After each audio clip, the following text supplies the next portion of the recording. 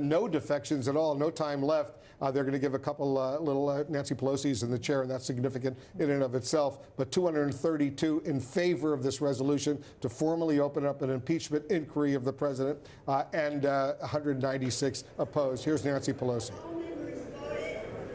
Does any member wish to change a vote?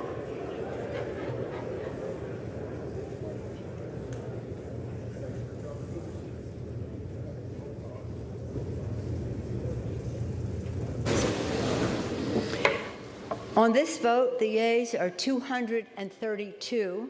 The nays are 196. The resolution is adopted without objection. The motion to reconsider is laid upon the table. All right, there you have it. A very historic moment indeed. Dana, let's step back for a moment and take a look at this picture. Yes. 232 years ago is when the Constitution was ratified and set in process, into law, this process to potentially happen. And the fact that the House has only considered this 4 times in those 232 years is a reminder of how incredibly historic this is. And the fact that Nancy Pelosi was in the chair, she doesn't usually preside, even though she is the Speaker of the House. And not just that, I was told she actually voted yes.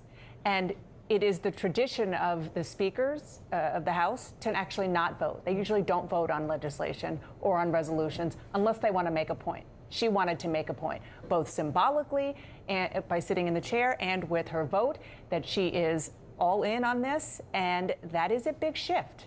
And we should remember that. She was the leader in reluctance. She was the leader in pushing back against the growing tide of the Democratic base, saying, we elected the majority in the House in order to take on this president. He's running roughshod over us.